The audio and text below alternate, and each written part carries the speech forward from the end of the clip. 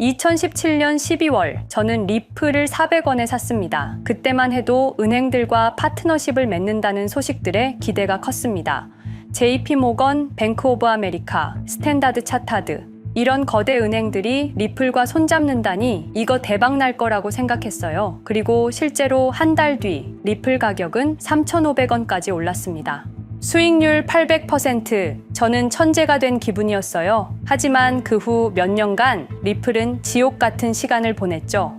SEC 소송, 거래소 상장 폐지, 400원까지 떨어졌다가 다시 오르기를 반복했어요. 그런데 최근 리플 가격은 5,000원 근처까지 다시 치솟았습니다.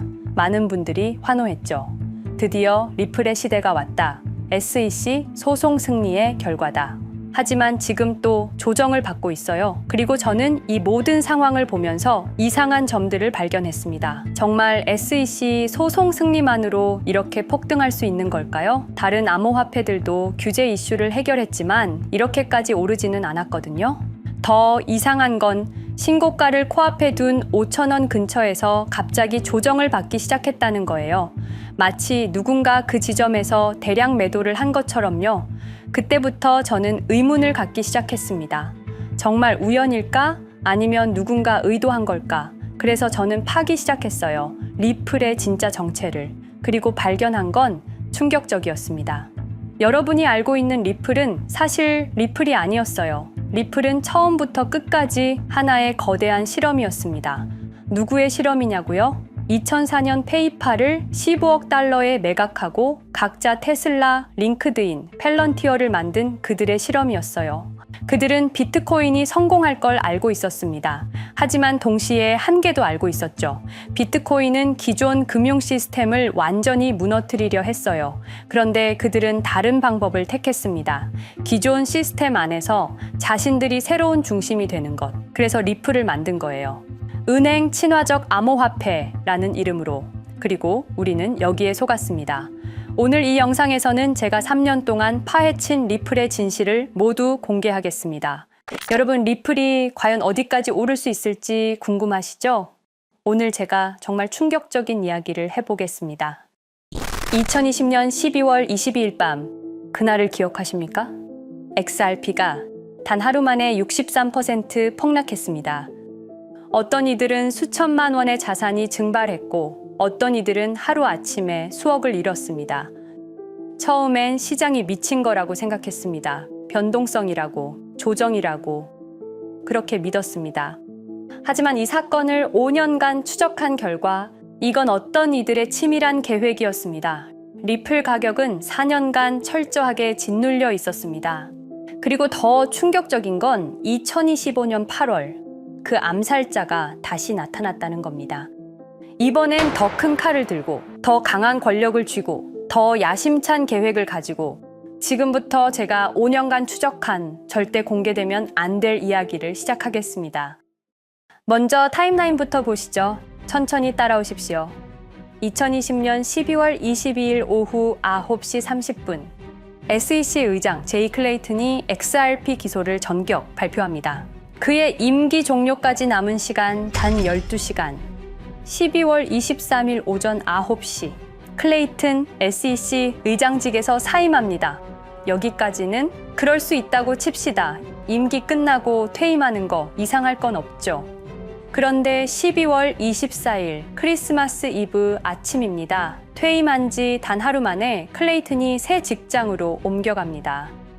월리버 에셋 매니지먼트 자문으로. 잠깐만요. 이 회사가 뭘 하는 곳인지 아십니까? 비트코인과 이더리움에 8천억 원을 투자한 회사, 그러니까 리플과 직접적인 경쟁을 하는 회사에 베팅을 한 겁니다. 다시 한번 정리하겠습니다. XRP를 기소하고 다음날 사임하고 그 다음날 리플의 경쟁사에 투자하는 회사로 갔습니다. 이게 정상입니까? 윤리적으로 문제는 없습니까? 법적으로 괜찮은 겁니까?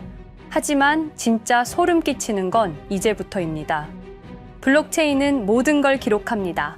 그리고 그 기록을 추적해보니 기소 발표 18시간 전인 12월 22일 새벽 3시 누군가 움직이기 시작했습니다.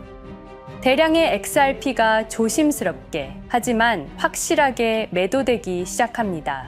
뉴스가 나오기 전, 세상이 알기 전, 폭락이 시작되기 전 누군가는 이미 알고 있었습니다.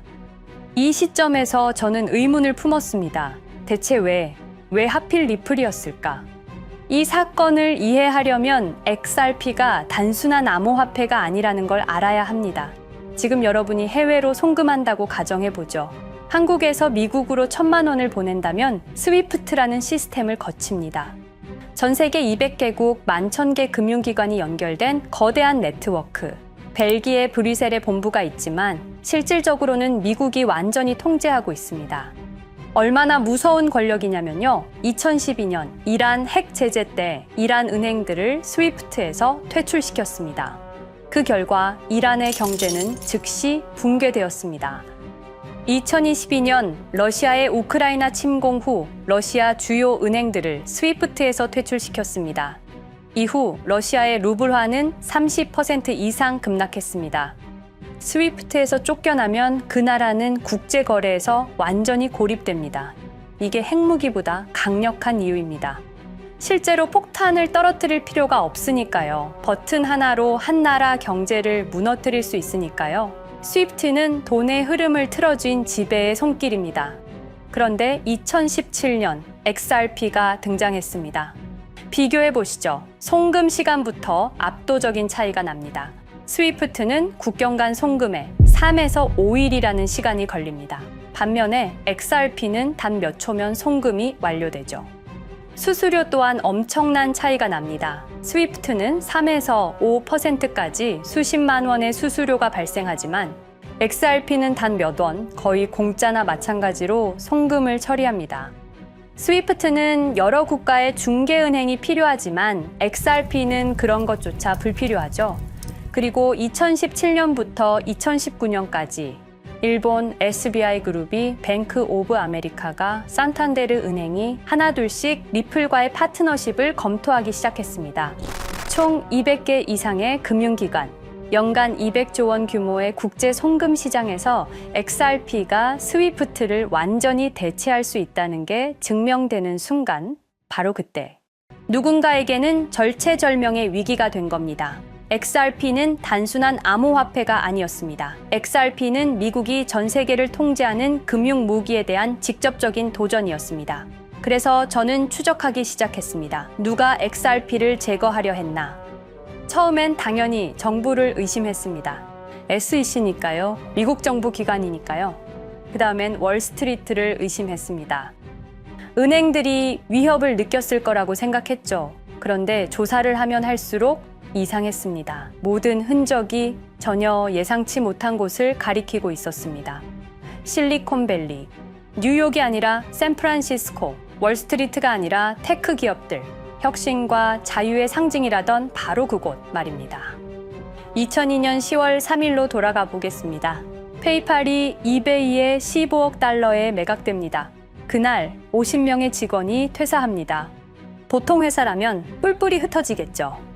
각자 길을 가고 연락도 끊기고, 그런데 이들은 달랐습니다. 그들은 네트워크를 만들었습니다.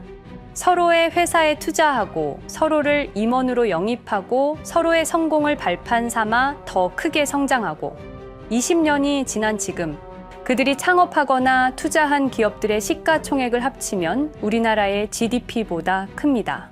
2007년 포춘지가 이들에게 특별한 이름을 붙였습니다. 페이팔 마피아. 당시엔 실리콘밸리 성공 신화로 보도됐죠. 아름다운 동료의 혁신가들의 연대, 그런 이야기들. 하지만 2025년 지금 우리는 다르게 보게 됩니다. 핵심 인물들을 하나씩 보시죠. 피터 틸, 1998년 페이팔 공동 창업, 2002년 억만장자 등극, 2003년 그는 새로운 게임을 시작합니다. 팔란티어, 9.11 테러 직후였습니다. 미국은 공포에 떨고 있었죠. 피터 틸이 말했습니다. 우리의 사기 탐지 기술을 국가안보에 사용할 수 있습니다. 그리고 CIA의 벤처 펀드 인큐텔로부터 투자를 받습니다. 20년 후 지금 FBI의 핵심 시스템도, CIA의 데이터 분석 시스템도, 국방부의 작전 시스템도, 국토안보부의 전산망까지도 미국 정부의 모든 데이터는 피터 틸의 회사를 거칩니다. 하지만 피터 틸의 진짜 권력은 정치에서 나옵니다. 2022년 J.D. 벤스라는 젊은 오하이오 출신 정치 신인이 상원 의원 선거에 출마합니다. 우리에게는 러스트 벨트의 가난한 백인 집안 출신으로 알려져 있고 힐빌리의 노래의 저자로 유명세를 타기 시작했습니다. 피터 틸이 움직입니다. 1,500만 달러, 우리 돈으로 약 200억 원을 이 젊은이에게 쏟아붓습니다. 벤스 당선. 2024년 7월 플로리다 마러라고 피터 틸이 트럼프를 찾아갑니다. 대화의 내용은 단 하나, 제가 추천하고 싶은 부통령 후보가 있습니다. 2025년 1월 20일 J.D. 벤스 미국 48대 부통령 취임. 페이팔 마피아가 백악관에 발을 들여놓은 역사적 순간입니다. 그리고 벤스뿐만이 아니었습니다. 일론 머스크, 여러분이 잘 아시는 그 일론 머스크 말입니다. 테슬라, 스페이스X의 CEO, 2024년 대선에 4,300억 원을 기부합니다. 트럼프 최대 후원자, 그리고 트럼프 2기 행정부에서 정부 효율부 DOJ 수장으로 임명됩니다. 연방정부 전체의 예산을 삭감할 권한, 그의 시장 조작 능력은 이미 증명됐죠.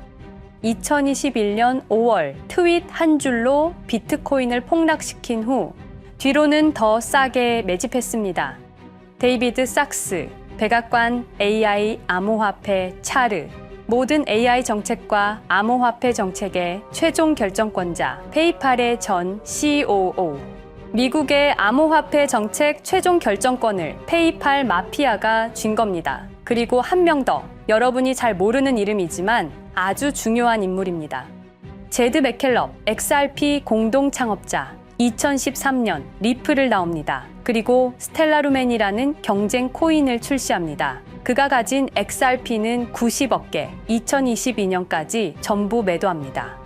무려 4조 2천억 원이라는 천문학적인 수익을 기록했습니다. 그런데 기묘한 일이 벌어집니다. 2025년 6월 페이팔의 스테이블 코인 페이팔 USD가 스텔라루멘 체인으로 확장을 발표합니다. 리플의 배신자가 만든 플랫폼으로. 우연일까요? 그리고 저는 결정적 증거를 찾았습니다. 2025년 초 내부 고발자가 나타납니다. 월리버 에셋 매니지먼트. 기억하시죠? 제이 클레이튼이 XRP 기소 다음 날 합류한 바로 그 회사. 그 회사의 내부 문서가 유출됩니다. 공개된 투자 내역은 이랬습니다. 비트코인에 우리 돈 5천억 원, 이더리움에는 3천억 원이 투자금 명목으로 지출되었습니다. 이 돈들이 향한 곳은 모두 리플의 경쟁사들이었습니다. 그리고 충격적인 숨겨진 투자 내역. 스텔라루멘에는 700억 원을, 팔란티어의 주식에 1조 6천억 원, 금액이 비공개된 투자금은 페이팔의 페이팔 USD로 향했습니다. 잠깐, 스텔라루멘, 제드 맥켈럽의 코인, 팔란티어, 피터 틸의 회사, 페이팔 USD, 페이팔의 스테이블 코인.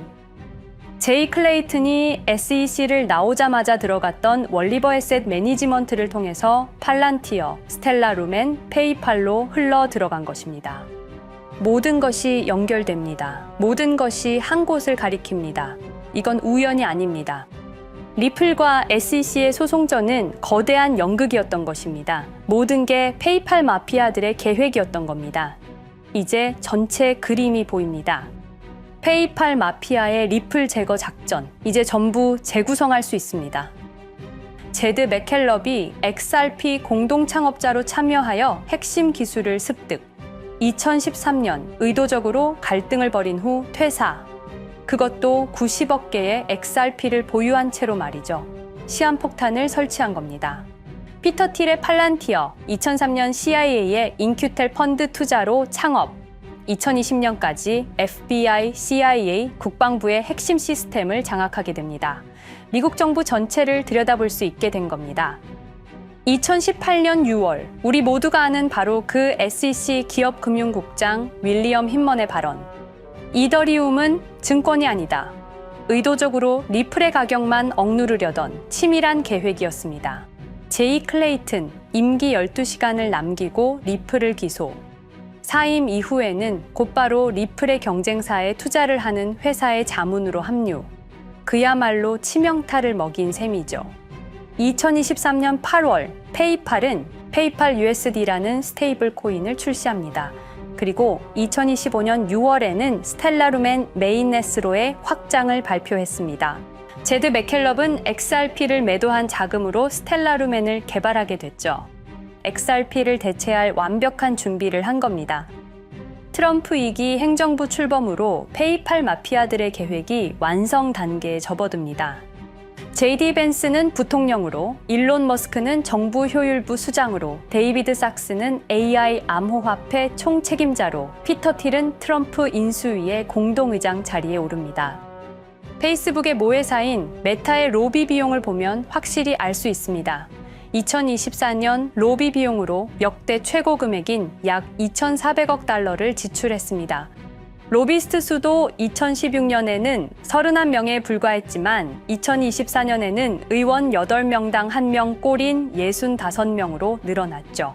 정치 권력을 장악하기 위한 그들의 야욕이 그대로 드러나는 부분입니다. 데이비드 sak스, 백악관 입성 후 단 2주 만에 리플이 수년간 워싱턴에 배치한 로비스트들을 전원 축출했습니다.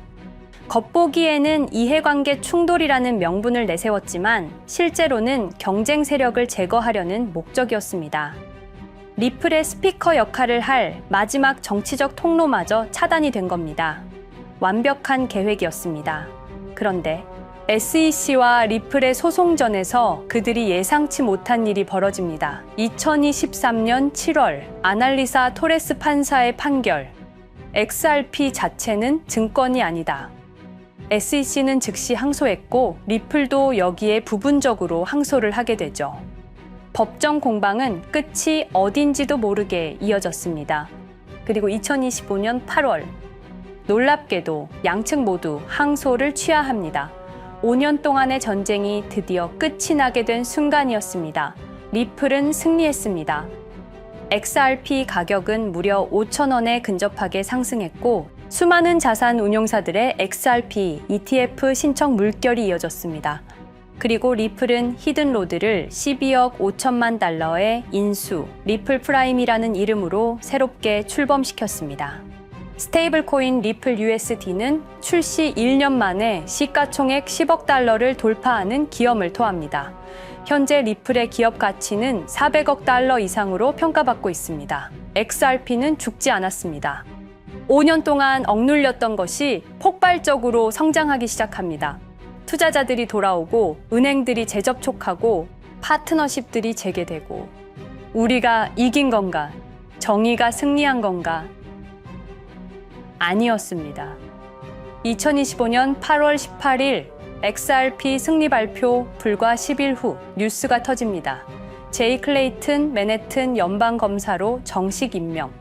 5년 전 XRP를 기소했던 바로 그 사람. 이번엔 연방검사로 돌아왔습니다. 월스트리트의 보안관이라 불리는 미국에서 가장 강력한 검사직. 형사 기소권, 월스트리트 전체 감시 권한, 금융범죄 수사 총괄. 더 큰 칼을 들고 돌아온 겁니다. 그리고 2025년 11월 트럼프 대통령의 발표. 제이 클레이튼을 앱스타인 사건 수사 책임자로 임명합니다. 잠깐, 왜 하필 클레이튼일까요? 왜 XRP 소송이 끝나자마자일까요? 왜 지금일까요? 그리고 그는 다음엔 누구를 조준할까요? 리플은 부활했습니다. 하지만 페이팔 마피아는 멈추지 않았습니다. 2025년 상반기, 이상한 패턴들이 포착되기 시작합니다. 일론 머스크의 행동이 변합니다. xAI에 추가 투자가 급증했고 테슬라 AI 개발에 급가속을 하기 시작했습니다. 그리고 이상하게도 특정 AI 기술에 대한 공격적 언급이 증가했습니다. 일론 머스크답지 않았습니다. 그리고 2025년 3월 한 AI 코인의 공식 계정이 일론 머스크의 X라는 플랫폼에서 갑자기 사라집니다. 노출 제한을 당했고 광고 계정들도 정지가 됐습니다. 특정 코인에 관련한 영상들이 전부 삭제되었습니다. 왜일까요? 이 코인에는 특징이 있습니다. 진짜 AGI 구현 가능한 탈중앙화, AI 네트워크로 평가받고 있는데 초당 수십억 단위의 연산 처리가 가능한 정도입니다. 수백만 개의 노드가 연결된 분산 뉴럴 네트워크, 이건 테슬라도 구현하지 못했습니다. 메타도 구현하지 못했습니다. 중앙화 시스템인 오픈 AI가 꿈도 꿀 수 없는 것입니다. 이 코인만이 유일하게 성공했습니다. 그런데 시가총액은 테슬라의 500분의 1 수준에 머물고 있습니다. 질문 드리겠습니다. 이렇게 혁신적인 기술인데 왜 플랫폼에서 차단을 당하고 검색조차 되지 않으며 알고리즘에서 철저하게 배제당하고 가격은 또 왜 이렇게 낮은 걸까요? 답은 하나입니다. 그들이 지금 사고 있기 때문입니다. XRP 때와 똑같은 패턴입니다. 역사는 반복되고 있습니다. 그리고 지금도 머스크와 페이팔 마피아의 자금이 이 코인으로 조용히 흘러 들어가고 있습니다. 가격이 낮은 건 무가치해서가 아닙니다. 리플이 그랬던 것처럼 그들이 움직이고 있기 때문입니다. 저는 이 AI 코인의 정체를 여기 유튜브에서 공개하려 했습니다. 하지만 치명적인 문제가 있습니다. 유튜브, 2005년 페이팔에서 나온 3명의 남자가 만들었습니다. 체드 헐리, 스티브 첸, 자베드 카림. 여러분이 지금 보고 계시는 이 유튜브라는 플랫폼조차도 모두 페이팔 마피아 출신의 감시망 안에 있습니다. 그리고 X는 일론 머스크가 소유하고 있습니다. 페이스북은 피터 틸의 첫 외부 투자로 시작했습니다. 그들은 플랫폼을 소유하고 있습니다. 백악관도, SEC도, FBI, CIA 계약도, 주요 SNS 플랫폼도 모두 그들 손안에 있습니다.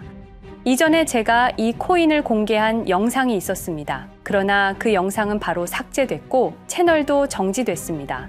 가이드라인 위반은 전혀 없었습니다. 그냥 사라졌습니다. 불편한 진실이 다뤄질 때마다 이런 일이 반복됐습니다. 하지만 한 가지는 분명합니다. 5년 전 XRP 투자자들은 속수무책이었습니다. 그런데 그들은 포기하지 않고 5년을 버텼습니다. XRP는 부활했고 포기하지 않는 사람들은 큰 수익을 얻었습니다. 그들은 우리가 잊었다고 생각합니다. 그들은 우리가 용서했다고 생각합니다. 그들은 우리가 포기했다고 생각합니다. 역사를 기억하는 자가 역사를 만듭니다. 자, 이제 질문하겠습니다. 역사는 지금 이 순간에도 반복되고 있습니다. 똑같은 패턴으로, 똑같은 방법으로 또다시 당할 수만은 없습니다. 그들에게 리플이 당했던 것과 똑같은 패턴으로 가격이 짓눌리고 있는 이 코인은 리플이 그랬던 것처럼 결국 모든 걸 이겨내고 상승할 수밖에 없을 것입니다. 그들의 계획을 미리 예측해서 우리가 조금이라도 더 빨리 움직인다면 우리는 도지코인, 시바이누를 초기에 매수했던 사람들처럼 상상할 수도 없는 수익을 올릴 수 있을지도 모릅니다. 저는 오늘 이 코인을 여러분께 공개하겠습니다. 단, 유튜브의 스크립트, 작성 기능 때문에 직접적으로 언급할 수는 없습니다. 영상 설명란과 고정 댓글에 있는 링크를 통해 간단한 양식을 작성해 주시는 모든 분들께 이 코인을 알려드리도록 하겠습니다. 선택은 여러분의 몫입니다. 아무것도 하지 않으면 아무 일도 일어나지 않습니다. 행동하십시오. 그러면 여러분의 인생은 바뀌게 될 겁니다. 긴 영상 시청해주셔서 감사드리고 궁금하신 점은 댓글을 통해 말씀 주시면 제가 성심성의껏 답변해 드리도록 하겠습니다. 감사합니다.